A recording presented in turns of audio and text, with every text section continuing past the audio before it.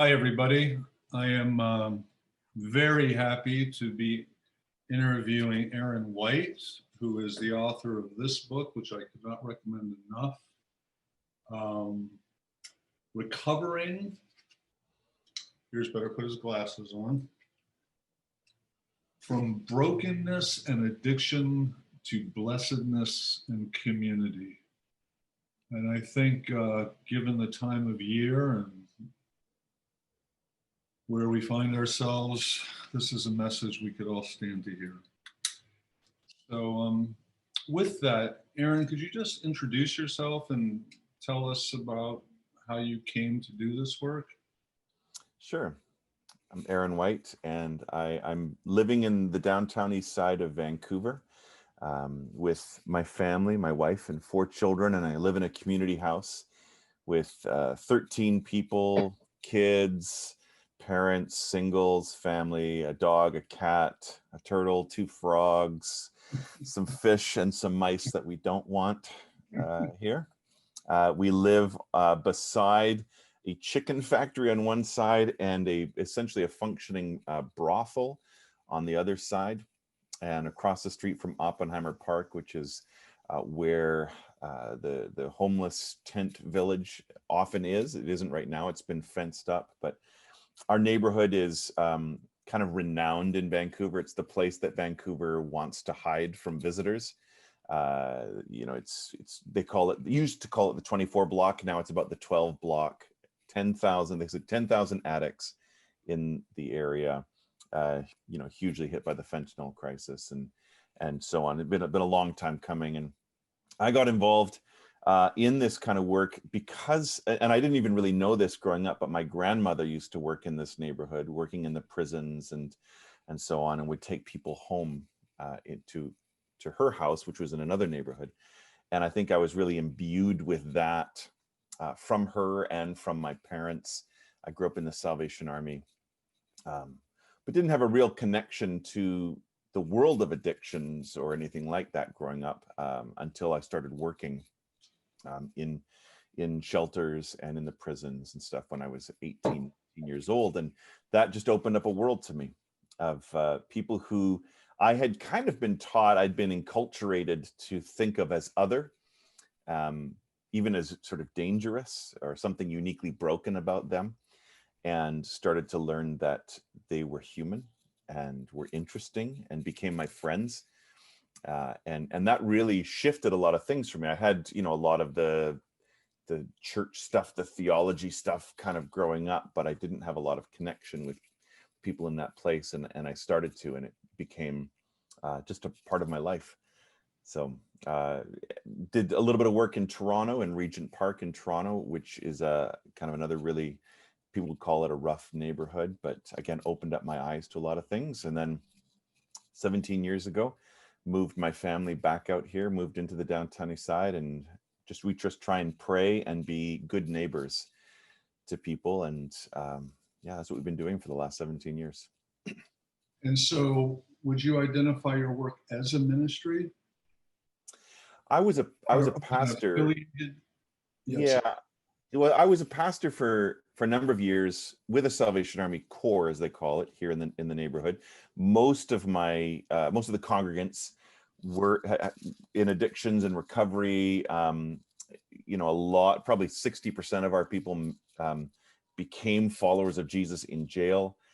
So that was a big part of what we did, and it was kind of under the official banner of the Salvation Army. A couple of years ago, I left that job, but have continued on, you know, in a more organic and just life way. So I do work for 24/7 Prayer Canada. I lead that nationally. So that is a ministry, and I'm involved in a local group called Jacob's Well, which is also would be called a ministry. But I know I've been saying for years, if I wouldn't do this without a paycheck, then I shouldn't do it for a paycheck. And I have done it for a couple of years without a paycheck. And so, okay, I think this is just how we want to live. Oh, wow. Just because the curiosity is just getting me. What's it like for your children? That's probably the number one question that we get. I've got a list of frequently asked questions, and they're like, what about the children? so they've been raised here, so they actually don't know any different. You know, this is their neighborhood. And I've often said I would rather raise them here than near a mall. You know, I'm kind of scared of that, a little bit afraid of that influence. Not so much here. And some people think, well, don't you think they're going to be attracted to you know, drugs being in this neighborhood? And I'm like, not a chance. I mean, you see the impact of addiction in this neighborhood in a way that you don't in a lot of other places. My children will never think that drugs are like cool. They will never think that at all. You know, we have to deal with our other addiction issues for sure. But things are pretty stark here. And so they've seen the worst of it, but they've also seen people come and detox on our couch. They've seen the difference of somebody who was addicted to meth and then not, you know, or was free from that. So they're not afraid of it, but they're also not attracted to it. Also, it's a beautiful neighborhood in a lot of ways, where they are incredibly well protected. You know, they've got a lot of bodyguards watching out for them that they don't even know about. And even when they were little kids, when we'd walk down the street, you know, we had to have rules like you can't pick things up off the street that you don't know what you know, that kind of stuff. But people would start yelling as they come down the street, kids on the block, and they'd put their stuff away because there's a deep protection of innocence in this neighborhood. So yeah, I probably wouldn't want to raise them anywhere else in Vancouver. You know, it'd be either here or on a farm somewhere. So I think they've been raised uniquely and well, and they've got to be part of the kind of beautiful redemption story of a lot of people's lives. Right. They must live in a world of stories. Absolutely, yeah. And they know my son once, one of my sons at a summer camp, they had a talent show, and he decided he would get up and he would just tell a bunch of my stories that he had heard a number of times. And he had kind of studied how I told them and the inflection of it and everything, you know. And so they can tell the stories almost as well as I can. So yeah, they know them. And I bet that they get stories about you from some of those people. They do, yeah. That when they go around to some places, they say, "Oh, they've heard about us." And I think it's quite important. We're at that point now where we're saying, "Okay, now you need to own this story for yourself." You know, it's not just that you're just riding on coattails. You're part of this. And so what is your story? How are you owning this? You know, what is your engagement? Because they're at the point now where they have to make decisions for themselves of how they want to live. Yeah. And I don't just assume they'll want to live like this. I mean, it is hard. It is all encompassing. So yeah, it's discipleship. Yeah. So you start working in I thought you said prisons and shelters as a young person. Yeah. And was it it must have been a gradual learning experience, because being in the world of addiction, there's so many narratives, there's so many treatment modalities, there's so many individual experiences. Did it take you a long time to learn that whole cultural thing? Oh, very much. Yeah, I still am. You know, when I was 18, I think the really helpful thing in some ways is I didn't know very much about any of that stuff. And I just came in and met people, and they became, you know, friends. And so I didn't come in through any particular psych program or I didn't. So there wasn't that lens for me for this is how I have to see things. I could just sort of meet individuals, and eventually I picked up that language, and you know, so the last 25 years have just been spent listening to and being friends with, but I didn't have any particular commitment to any one lens that I had to see things through. So I was able to kind of take in quite a bit of other, you know, of more of a variety, I think, of understanding of what this was. When you started learning about 12-step dynamics and such, there must have been a point where you saw the sort of Christian heritage there. Oh yeah, I mean, was that sort of right out of the gate, or did that kind of evolve too? I mean, it's pretty early on. I was going into a recovery center and doing just some teaching. They called it reflections every week, and it was a Christian recovery center, but the people who'd been doing it before me had very intentionally not done Christian things. We're almost kind of dismissive of it, and so I came in. I said, actually, I want to be a bit more explicitly kind of where are the roots of this? Where's the roots of this coming from? And so I started really exploring the 12 steps and the biblical roots of those things, and so started going through them and saying, here's where I see the real connection here in the story of faith and the story of 12 steps. And there was obviously some resistance to that because of part of the narrative of 12 steps is we're spiritual but not religious. Right. And I remember people telling me early on, hey, you know, religious people are afraid of hell. Spiritual people have already been through hell and aren't afraid of it anymore. You know, that kind of thing. As I started exploring the 12-step kind of program more and more, and I have a deep respect for it, but I saw it as one of the most religious things I've ever seen, in terms of ritual and tradition and repetition, which is not necessarily bad. It's just, I said, oh, you know, everybody kind of wants to see their thing as not, you know, not religious or not, you know, in that way, but it really is.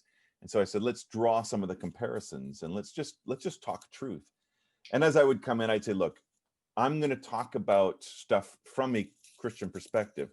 You don't have to agree with me on any of this stuff. In fact, if you want during this time, you can have a nap.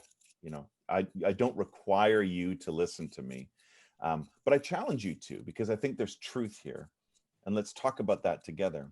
And I loved it when people would come up afterwards and go, I didn't agree with this. I'm like, great, let's talk about that. Let's see where the real stuff is. And inevitably, those would be the people who I found would grasp some of the deeper truths as we started walking together. Yeah. Yeah, I think that there's an inevitability to where does this come from if it really touches you. Yeah. I mean, in my discussion with Dunnington, he's pretty adamant the church could learn a lot from the church basements. Oh, I mean, that's really in a lot of ways why I wrote the book.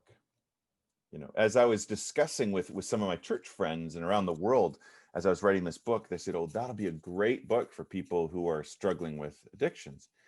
I said, oh, that's not particularly why I'm writing that book. I'm writing the book for you and you are in church. You're struggling with other addictions that you don't even, you know about. And you need these people in your life to kind of shine some light on stuff that you're not prepared. You know, I write in the book, I say, I've seen more spiritual work in some of these church basements than I ever have in the church. You know, taking things like resentments seriously and confessions seriously and making amends seriously, which I have not seen in the church a lot of times. So yeah, we need it.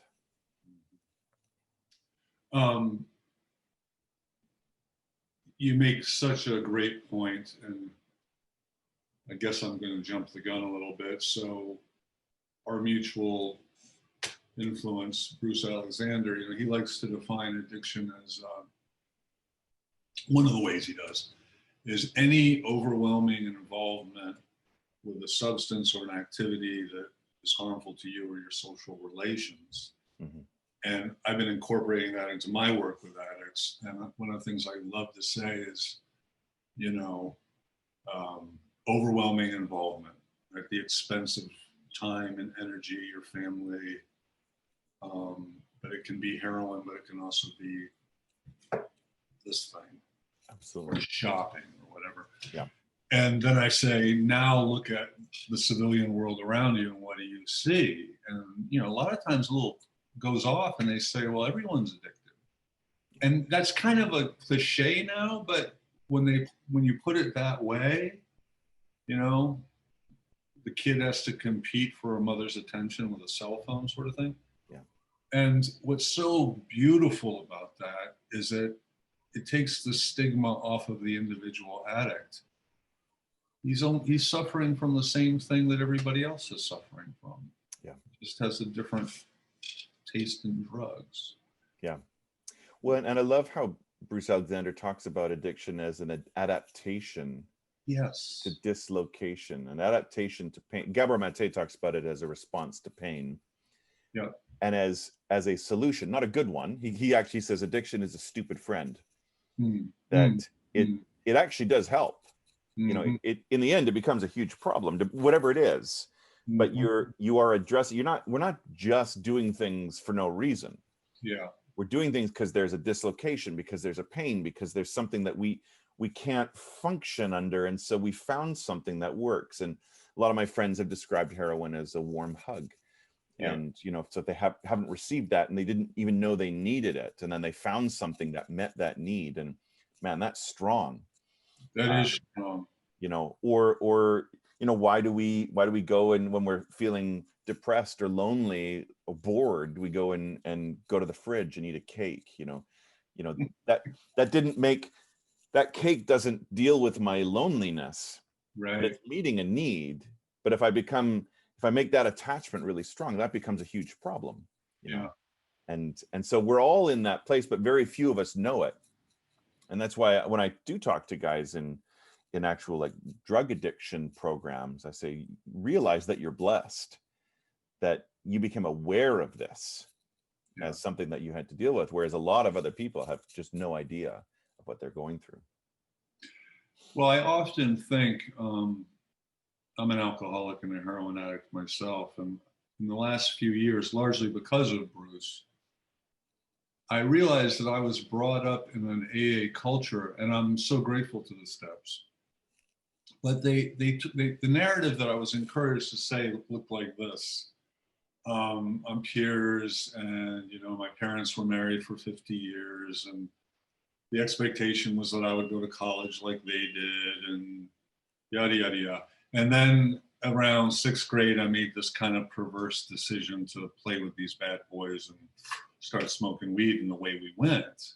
And it was only through being in dislocation theory that I came to realize that's a lie. You know, yeah, that's everything's true that I just said, but you know, my mother had some very deep-seated issues. I grew up in a racially charged, dangerous environment, sexual abuse, all of it, you know? And so there's something about that trauma, stress, dislocation narrative meeting the steps in a new, more truthful way. And I would imagine a lot of the people you work with, they don't need to get honest like that because they know they come from what they come from. Yeah. They don't, you know, there's something oddly Horatio Alger, pull yourself up by your bootstraps thing that can find its way in some 12-step circles. Yeah, well, yeah, I mean, it can become quite doctrinaire, for sure. I remember being in a meeting once and someone said, well, you know, as an addict, I tend to overthink things. And I go, well, I overthink things too, you know. I don't, but I've never used heroin. I don't know if that's like, I don't think that's just unique to, you know, there's unique trauma and everyone has a unique story, that no question about that. But what Alexander does so well, I think, and what I try and get across in the book is we're all trying to adapt to something to a way of living that we need to probably examine a little bit more, that there's just social and economic and you know, kinship relationships that are so broken, so diseased, that we're all trying to figure out what to do, and we don't really know what our purpose is or meaning or all that kind of stuff, and we're trying to create that for ourselves, and we're not very good at it. And then there's forces that actually exist which are seeking to do that for us and make us be consumers or producers or, you know, this kind of thing.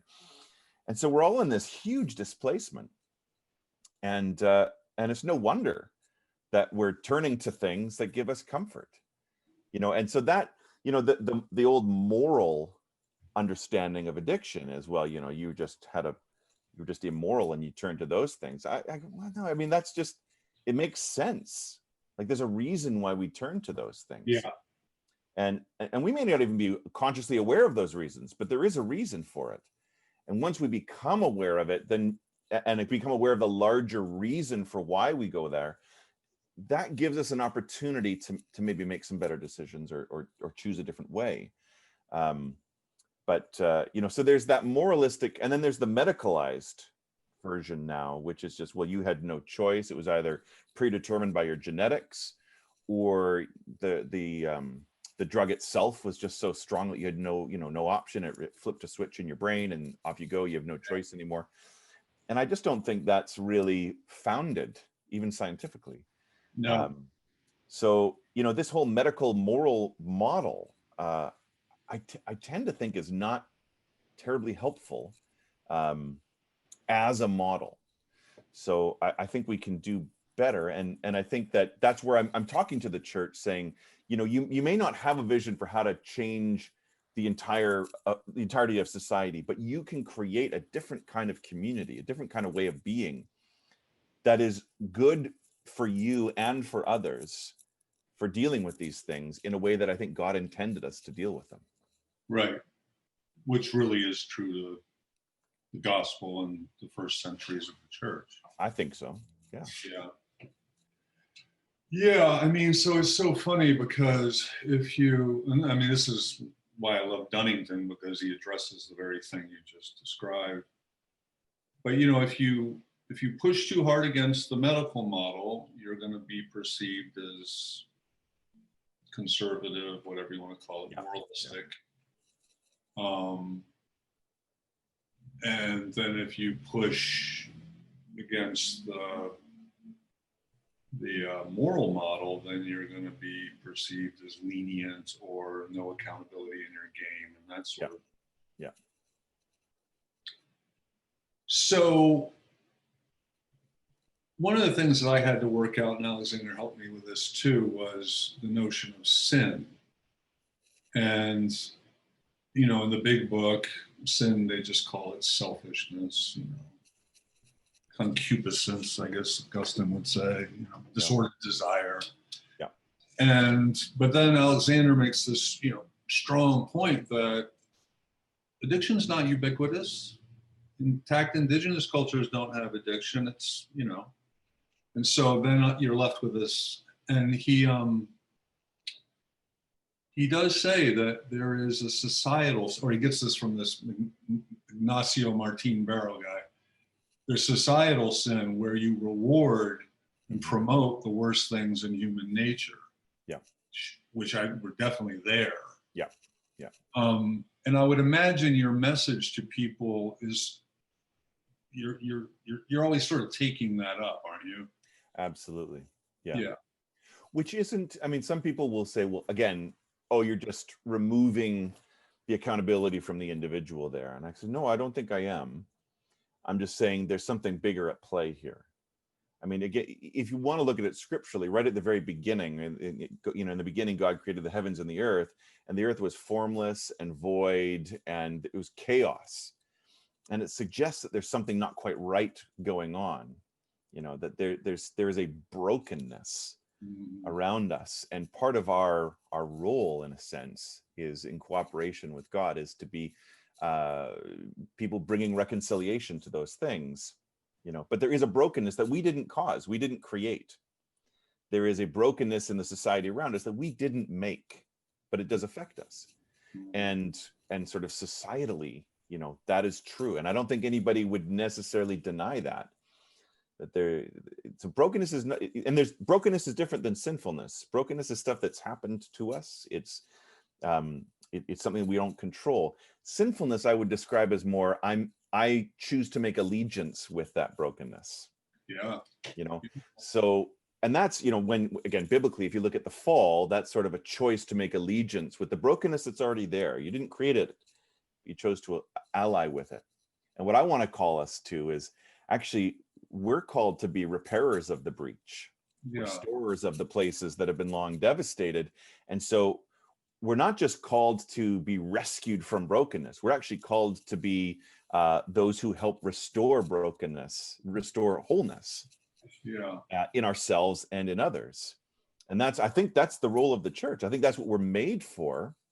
And I think where we see the church just cooperating with the brokenness of the world, you know, and really enhancing and highlighting that, that's a huge problem because we're not doing what we're made to do. And that's where I think our connection to the recovery groups and so on is so important, that we can help each other in that restoration unto holiness, unto wholeness. Yeah. Really. I know that's a lot of maybe theological jargon, but I do think it's important in the way to speak to churches that we have an active role in this. Yeah. And we have compromised with the broken, you know, the stuff, the chaos, the void. And that's not our job. Our job is the opposite. And wherever you may find yourself, there is a portion of the world given to you to attend to. Absolutely. Which is not just in my neighborhood. I mean, it's very easy to see chaos and void in my neighborhood.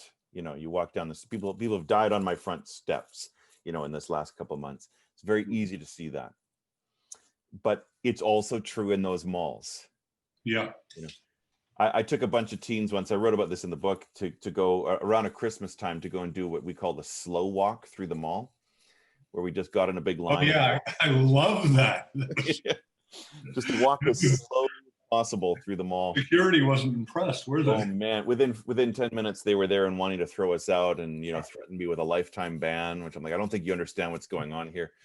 But I wanted to show the team, like, why is there this incredible reaction? And it was like the reaction if you were cutting off a drug supply for somebody. You know, it was that kind of violent, angry, knee-jerk reaction. Because that's what we're doing. We're touching on an addiction supply here. We're touching on the brokenness of the world. And all we're doing is walking slowly. You know, we're just not agreeing with it. And the world has to react violently to that. And that, you know, you see that the moment you kind of step out of line on the narrative of the world, man, you get blasted. Yeah. So, correct me if I'm getting the phrase wrong. You are describing birthing or bringing together, realizing a Beatitude community. Mm-hmm. That's sort of the central theme. Yeah, exactly. And was there any epiphany, or I mean, how did you come to that? Had that been something you've been working with for a long time, deliberately? It is. I think the epiphany moment was a Greek word. Someone translated that word blessed, because I didn't actually like the word blessed because it's been used so cavalierly. It's just, oh, you know, blessed, or I've seen a shirt saying I'm too blessed to be stressed or whatever, you know, all that nonsense. Just these Christian cliches which drive me up the wall. So, you know, bless you just almost meant nothing. But then someone translated it, and I explain this in the book, as the word makarios, which has this really crazy meaning, which is like the life of the gods, or the glorious dead, or the incredibly wealthy, the ones who seem to be beyond the worries of death. And I was like, whoa, okay, if that's true, and if Jesus says, blessed are the poor in spirit, he seems to be applying that word in a really strange way. Blessed are those who mourn. Blessed are the persecuted. You know, it seems very odd. And so I started looking at that and said, what does that mean? And I came to this epiphany that, he's actually talking about his life, which he's inviting us into. That we can't just imitate him. And that's a lot of the idea in the church is, well, just try and be as much like Jesus as you can in your own strength and give it a go, but you're going to fail. You're just going to sin tomorrow. And then, you know, maybe if you're lucky, you'll go to heaven when you die. I was like, well, that didn't seem like very good news to me. And it wasn't really something I could say to people going through the hell of addictions. You know, well, there's no real help for today. Just try your best, pull yourself up by your bootstraps. Well, that doesn't seem like really good news. So I started to see it as, he's actually welcoming us in to participate in this life of the divine, which is the early church very much understood this. There's a concept called theosis, which was actually joining in union with God. Yeah. But, man, when I got that, like that's what salvation means. to join in union with God and to be daily satisfied anew, and then you're just growing in your satisfaction. I'm like, whoa, that seemed to me like something that would actually speak to the issue of addictions, but also just the issue of the dissatisfaction most of us were feeling in church or just in life.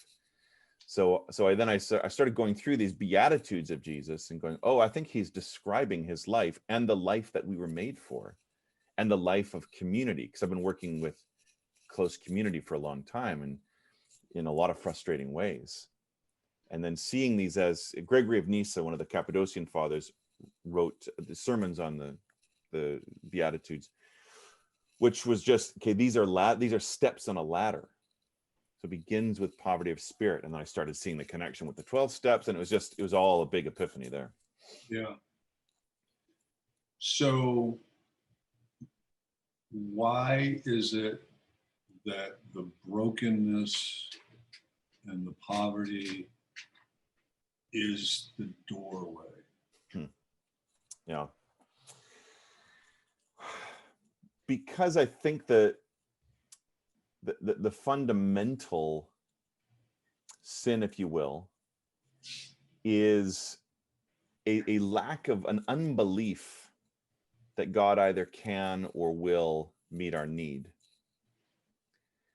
And so from that place of unbelief, we seek to do it ourselves.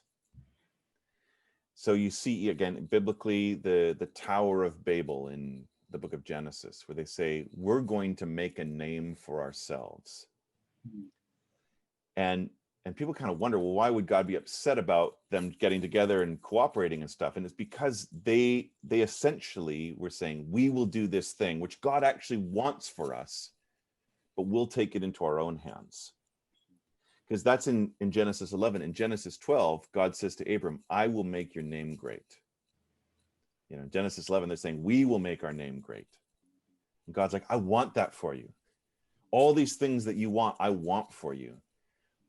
But if you're trying to grasp it in your hands, it's just not going to work, because you're not good at that. You know, we're not actually good at it. Augustine said, you know, God constantly wants to pour blessing into our hands, but our hands are too full to receive it.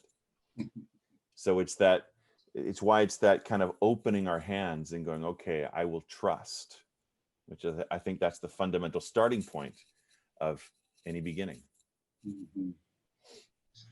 And so if we don't open our hands, it's because we've been clutching at idols, even though we may not even recognize them as such. That's right. It could be family. Yep. It could be being a do-gooder. Yep. Could be religion. Yeah. Could be all kinds of things. I mean, I'm working with a lot of pastors now, and I think 25 years of working with alcoholics and drug addicts has uniquely prepared me to work with senior pastors, because these folk are grasping things. Mm-hmm. They are deeply addicted. Mm-hmm. And again, that's not just sin. Like we do that because we're trying to meet a need, yeah. You know, a genuine need that's there, and it's just not it's not the thing that's going to meet that, but we're afraid to let it go. When does it become sin, type grasping? So I've got a friend, his name is Jim McNeish. He's a fantastic psychotherapist, psychologist, and he talks about rackets. He says, we've got this thing going on to protect us. It's not the real issue, but it's sort of the chaos we create around us. And it could be drug addiction or lots of other things. He says, a racket, we don't actually know really that we're even doing it. Once we become aware that we're doing it, and see that there's another issue that we're using this stuff to hide from it, then we're participating in it. So I think once you become really aware of what you're doing, that the issue actually isn't my heroin addiction. The issue is the pain that I'm running away from, but I'm going to keep doing this, and the chaos that it causes and the hurt that it causes me and others. Then I think we're actually consciously participating with that brokenness. I think that's where it could become more of a sin issue. Mm-hmm. For the most part, we don't even know what we're doing, I think. Yeah, that's another thing I do with my clients is I basically explain in my own case, I'm just a manufactured consumer. Yeah. I'm a little dislocated kid, and you dangle sex, drugs, and rock and roll, and there's no choice in any of that. Yeah. Yeah.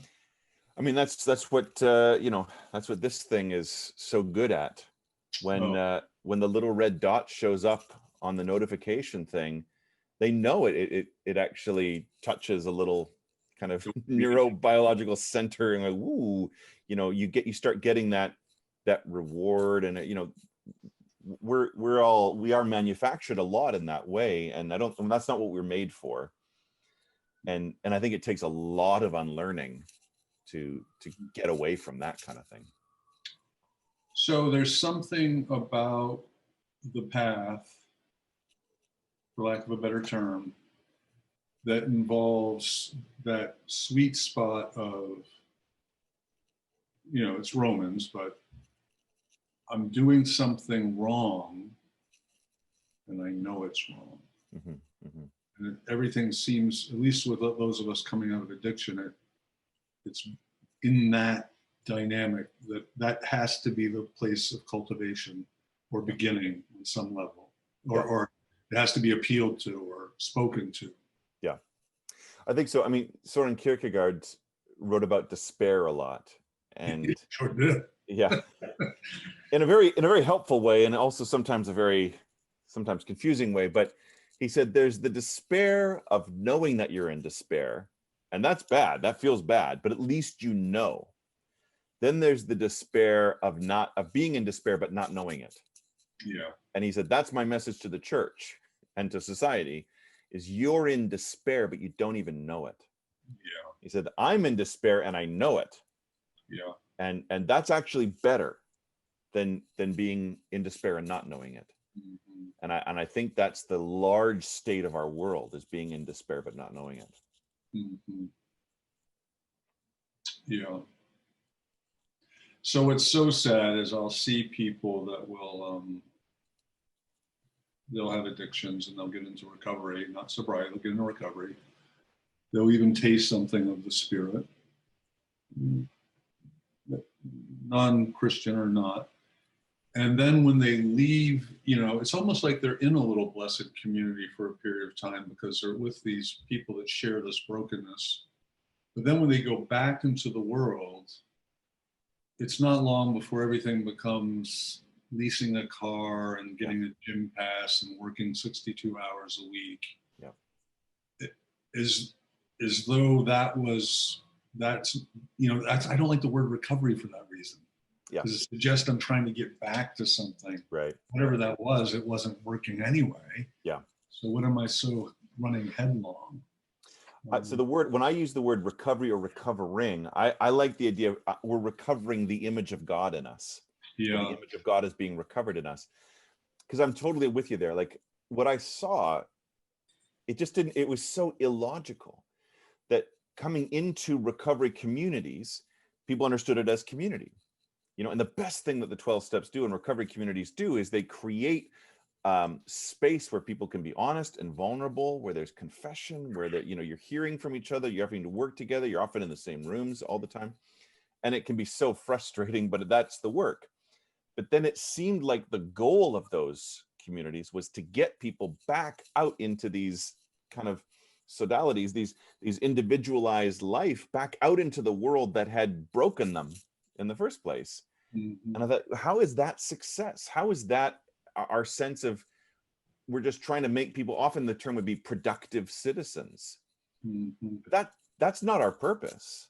Mm-hmm. Our purpose is not to be productive citizens. It's not that work is bad, or it's good stuff, but our purpose isn't that. And it's not to be alone. And it seemed like we understood that the recovery time or treatment time meant community. But that the goal of that was to be able to stand on your own 2 feet and be an individual. Right. And it's like, that doesn't make sense to me. Why would that be the goal if that's what broke us? Yeah. Are we just trying, is this whole thing just trying to fit people into a society that is fundamentally dislocated and unhealthy? Yeah. Why would we just try and fit people into that? Yeah.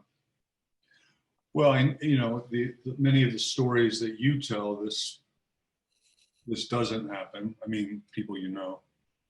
I'm thinking, I can't remember names off the top of my head, but you tell the story of the pretty tough guy, you know, kind of master of the streets, and did his time in prison, and I'm sure he's one to reckon with. And somebody just said, "Don't you want to come in here where it's warm?" Yeah. And never looked back. Yeah. Yeah. It's my friend Stan. He's down the street, lives down the street from me, and he runs a recovery home for guys. Yeah, that's a great story. He's got a beautiful video out of his life, actually, of him and one of the guys he used to sell drugs to. And he just says, you know, there was many times I thought about just murdering this guy. And now he became a video producer, this other guy, and they made this movie together. It's really fascinating.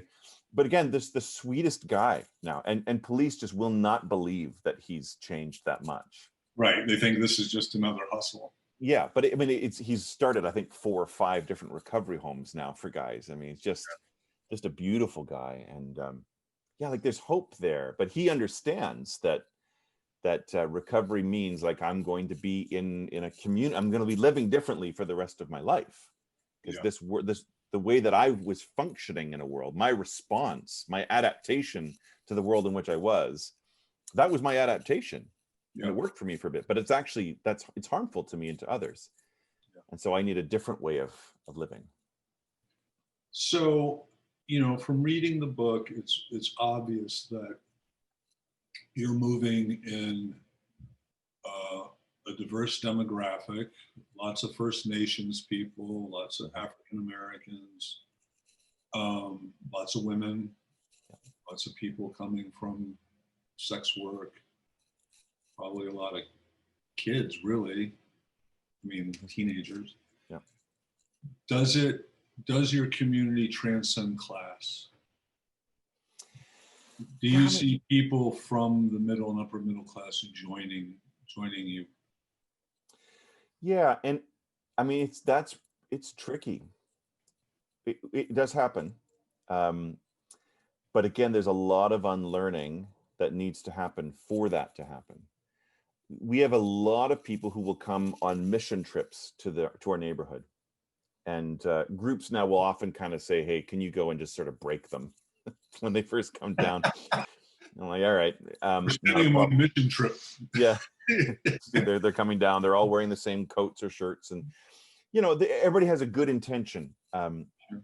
But you know, I've had people come down saying, I said, well, what are you doing here? Why are you in my neighborhood? They're like, well, we want to come and help the poor and expect nothing in return. I'm like, well, why would you expect nothing from my friends? You know, that's a horrible way to think about people. So there's a lot of that needs to be unlearned before I think we can actually receive people as blessing and not as project or burden. Right. Because mission groups will see people as projects. Long-term people who've come from other kind of class backgrounds coming into the neighborhood tend to eventually see people as burdens. They're, you know, if you're here long enough, your heart gets hard. You know, people just, it's frustrating because people are frustrating, and people don't kind of abide by social norms particularly well in our kind of neighborhood. And so there has to be a different approach, is understanding people as a blessing, not a burden. Yeah. And it's taking people seriously as friends. So yes, it does happen, but that's probably the biggest barrier, is those expected power dynamics. Even people with the best of intentions. You know, I know if I walk into any place, any church around the world, there's a solid chance they'll give me the pulpit. It's because confidence and background and the way I look and that kind of stuff. Most of my friends, that's not the case. And I know as well that I can kind of, in this neighborhood, I can control a conversation, I can exert power. And even when I went down to Cape Town in South Africa, in a community of what they call a Cape colored community, there was a gang fight going on, very dangerous community, but I walked around and everyone they knew I wasn't part of, you know, nobody would touch me. Yeah. You know, because of the power dynamic that I carry. And so that's also a poverty of spirit kind of discussion to be having with people. How do we lay that stuff down while still being honest about the power that we carry, and honest about our agendas and all those things? That takes a lot of work to do, and it can be quite, that's a long time, I think, of work. The single most powerful takeaway from your book, and I'm going to butcher you, I think, but was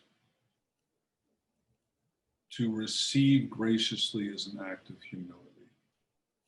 Mm-hmm. And if I find myself in something where I'm always the helper, then that is, I'm denying grace. I'm denying, yeah. Yeah, absolutely. Absolutely.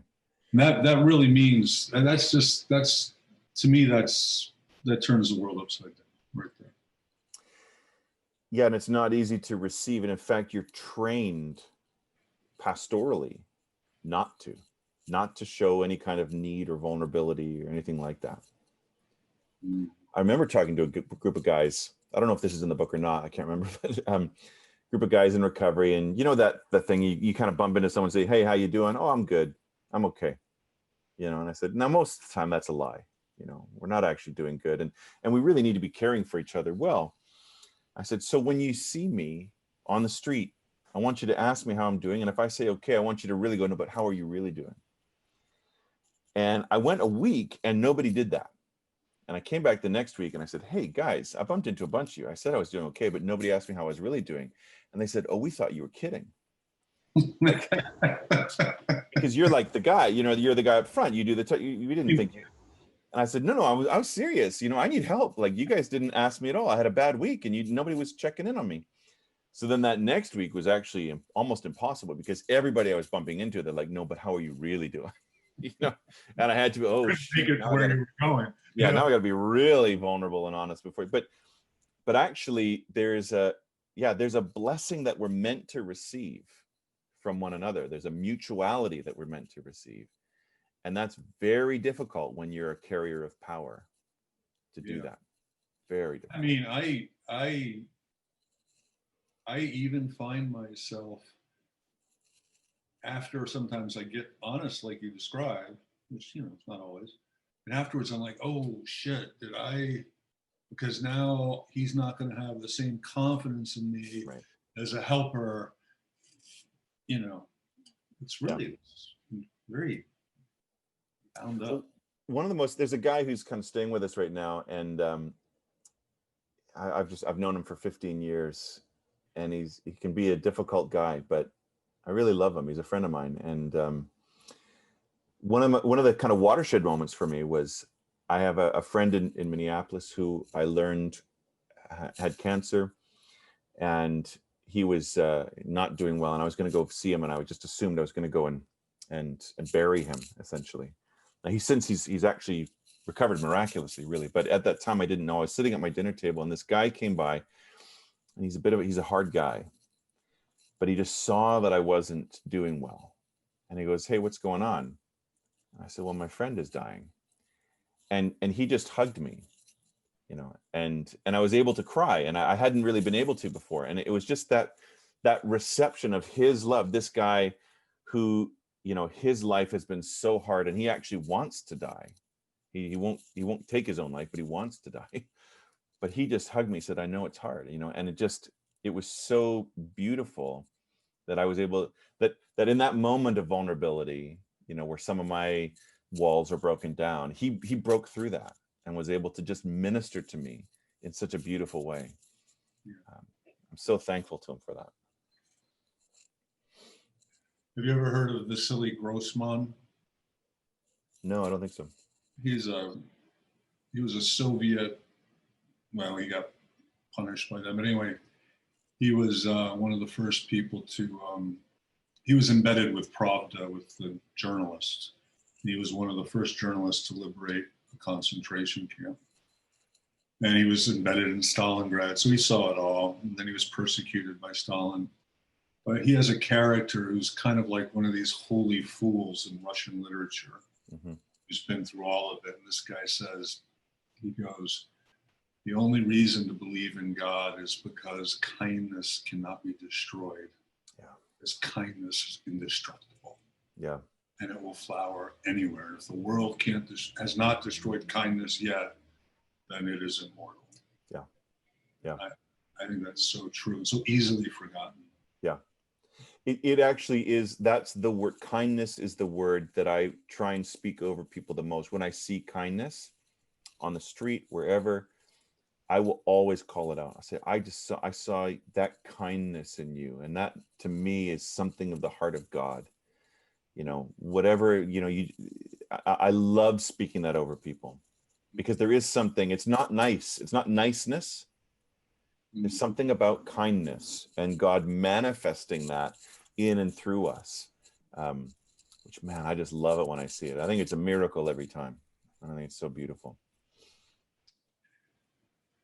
So I kind of set you up. But the character, your friend that touched me the deepest was Lena. Yeah. And because I think she speaks to this whole constellation of things we're talking about. Yeah. So could you just tell the audience a little about this remarkable person? She really is remarkable. She is, I would say, the most marginalized person that I know, and that's saying something. Since we've known her, and it's been about 17 years, she has not been able to really control her body. Now it's degenerated quite a bit, but she couldn't control her limbs. But really became very central in our community, became very good friends with a lot of our community members, stood for people in their weddings and baby dedications and things like that. And just was so disruptive. You know, one of those people who you just cannot really have a meeting with. If you can't, well, whatever agenda you had for that meeting, it's going to be disrupted. She's loud and so on. And I wrote about this in the book, but we had a meeting, and it's one of the stories actually that everyone in our community remembers. We were trying to have this prayer meeting around, do we really hear the voice of God in the poor, at the center of who we are? Are we really listening? And I decided very piously we'd have 10 minutes of silent prayer to really consider this. And it's the moment we began, we heard her crashing up the stairs. We were on the 3rd floor, and just yelling and swearing up the stairs. Who the fuck is up there? You know what's going on? And I'm like, oh man. And we all knew if she made it up the stairs, there was going to be no silence. And we're all just kind of waiting. And she makes it up the stairs, and she crashes in, and she goes, what's going on here? You know, and then I try and explain, she won't let me. And she just runs to her friend, Courtney, who's her best friend. She just picks her up, grabs her, looks her in the face, like right close, and goes, I love you. Kisses her on the face, puts her down. This is all pre-COVID, you know, so it's all okay. And then goes around and does that with every single person in the room. And then sits down in the middle of our circle and says, now, what are we talking about tonight? Like, well, we were just asking the question. Yeah. Do we hear from God, from the poor, in the center of who we are? And God wanted to say, yeah, like, I want to talk to you, and I want to tell you that I love you, but I want you to hear that through Lena. That's who I want you to hear.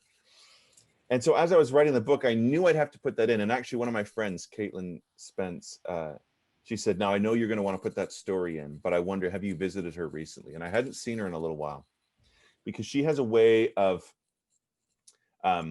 disappearing a little bit, but also a way of disappearing from your thoughts a little bit, because she's difficult, and disruptive people, it's just easier sometimes not to be around them.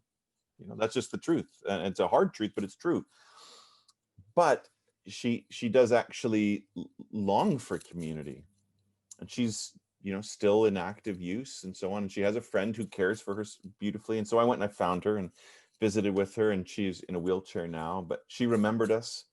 She could barely kind of talk coherently, but she remembered us. And I've seen her and visited her a few times since. And I'm very thankful for my friend to remind me, you must remember, folk, you know, they're not just a story that happened once. They're an ongoing challenge to you, challenge to your ordered life. your protected and safe life. Like I have the option of not answering the phone. I have the option of not answering the door. I have the option of not having her in my life. Yeah. And she's a challenge to all my thoughts around what holistic living and, you know, all that kind of stuff right. is, you know, Right. because I can't fix her. There's nobody on this earth who can. Right. But I can seek to love her and be loved by her. And that is actually God speaking to us, I think, through her. Simone Weil said, love was a direction. Yeah. Yeah. There's another challenging person. Oh, yeah. She and I walked with her for almost 30 years, and I still don't think I really get it. Yeah. Yeah. I love her idea that, you know, all you can do, you can't take one step towards God, but you can raise your eyes towards God, and God, like, that's what you can do. You can't actually make that step, but you can raise your eyes and God will step towards you. Everything's attention. Yeah. So I have a feeling that this interview is going to arouse a bit of curiosity about your work and things you're associated with. Is there some sort of thumbnail of things you could describe or direct people to? Well, I mean, again, I give direction to 24/7 Prayer Canada, and people can go to that 24/7prayercanada.com, and there's a website that kind of describes some things there. That's a particular ministry really to the church, and what we're trying to do there is help people, especially in this time of huge global displacement. I mean, just massive displacement. Understand the intimate connection between prayer and mission and justice. That prayer is not this disembodied thing. It's actually, and it's nor is it the fuel for our work. It's actually the open door to union with God, to this fellowship and communion with God. And when we're in that place, then I have experienced and believe and teach that he will then show us his beloved, you know, so that our action in the world doesn't just lose itself and become dangerous. It actually becomes directed, where God says, I want you to love this person, not just love generally, not just love theoretically, not just try and do justice as a theory, but actually to embody it, to go and find your neighbor and listen to their heart, and listen to me and listen to them, and align your actions towards them and with them. So that prayer, mission, and justice become this holistic thing. And that's what we're trying to get across to the church in Canada. I'm sorry, this is 27 prayer or 27 for prayer? 24/7 prayer. So like nonstop. 24/7 prayer. I got you. 247prayercanada.com. People can check that out. And there's various levels. There's various on-ramps to that. You know, there's just sort of basic level kind of how do you pray to how do you go on a pilgrimage. You know, I've done prayer pilgrimages down to refugee camps in Guatemala and southern Mexico, where our goal was really just to go and meet people and pray and just hear from them. And I just this beautiful this refugee settlement in southern Mexico. I was miserable. We had a long day. It was raining. I didn't really want to go in. I said, I don't know what we have to offer. I still had that mindset. And we went in and found people who had come from Africa. They'd flown to Brazil and had walked up to Mexico and were stuck there. And they were French speaking, and I speak French, and it's really my heart language. And I was able to just to communicate and to pray with people in French in southern Mexico. And it was just, I'm like, this is it. This is a foretaste of glory right here and right now, you know. So well, just that little thing you said, that prayer is not fuel, but it's an opening. I mean, that's paradigm shifting for me right here. Yeah, we were made to pray. We were made to be in communion with God forever and to enjoy him forever. And to open the door to the beloved. Yeah. It opens us. I mean, I just remember being in prayer once and just being actually in despair around my neighborhood going, I don't know what to do. And I just really sensed God say, well, would you look at me? And so I kind of just turned my attention away from myself and to, you know, I'm like the star in my own movie in my head, right? But I actually looked away, and God said, oh, finally, you're looking at something worth looking at. Now let me show you who I love. And I want you to love them, you know. But it was individuals. It wasn't just everybody. Right. You know, because we don't have the capacity for that. And we're overwhelmed. Our capacity is overwhelmed with all the stuff we're hearing. But actually, we're called to love our neighbor. Right. Any other places? 27 Prayer Canada, 24/7 prayer. I would say probably the jacobswell.ca is another website that I would recommend people to. That's our local group, and there we really try and practice that we are invited to God's table, and that then we invite each other to the table. But then there are aspects of the world, the system of the world, that are not invited to the table. You know, so we're called to be friends with God and friends with one another, but we're actually not called to be friends with a system of brokenness. Right. You know, so we try and practice that intimacy in prayer and intimacy around the table, but a non-friendship with things in the world, not people, but right. systems and structures that are harmful. We say, actually, no, we're not okay with that, and we don't want to compromise or befriend that. So that's Jacob. If somebody worked for one of those institutions, they're more than welcome as individuals. Absolutely, absolutely. Though there may be, as they find friendship with God, they may discover that friendship with the world might not be tenable anymore. Which the early church certainly had that practice. You know, they said, well, you can't really be in the army and in this, like, that doesn't work. You know, you're part of what you're doing there is worshiping the emperor and so on. You can't do that. So it leads to tough questions. And do you ever come stateside? Yeah, quite frequently. When there's not a global pandemic, I make my way down there a fair amount. Over the last 17 years or 18 years, I have, yeah. You are broadly ecumenical? Yeah, very much so. I mean, reading your book, it's just so wonderful. All the theological, you go everywhere, man. Well, I mean, I read a lot. I read an awful lot, and I love to pursue threads. And so wherever I find them, I'll pursue that. And I don't care. Probably theologically, I line up with Orthodox the most in some ways, and in my beard kind of situation, I do. Oh yeah, you got the look down. Yeah, and I can put on the hoodie and kind of do the whole thing. Very low church, but very ecumenical, and because I actually think that a deep commitment, a narrow commitment, deep and narrow commitment to one particular denominational thread is actually a type of idolatry and addiction. I couldn't agree more. And it stops us from being able to really receive from others. And so I'm not interested in that. And has the recovery community found you to a degree? I mean, beyond locally, mm-hmm. have they found you as a result of writing the book? Not yet. I mean, it only came out in August, and during a very odd time of the world, and truthfully, I haven't sought to stick my head up very much. You know, I'm quite happy to be impacting locally, and then to trust that this finds an audience as people read it and share it. I'm fairly unattached or detached to the success or whatever of it. I think it's an important message, but I'm not connecting any kind of personal worth or anything like that to it being successful. So yeah, I mean, as it works, I'm happy for it to be a contribution to people's lives.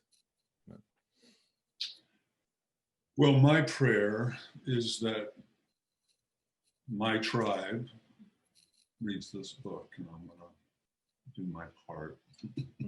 Well, I appreciate it, and I love people's feedback as well, because I'm definitely still learning. Yeah, well, for me, it's such a, I've been I mean, it just hits everything. I'm a Christian 12-stepper who's deeply engaged with dislocation theory, and along comes this book. And so auspicious, to say the least. Well, with that, I want to thank you so very, very much. And folks, the name of the book, once again, here's his glasses, I'll read the whole thing.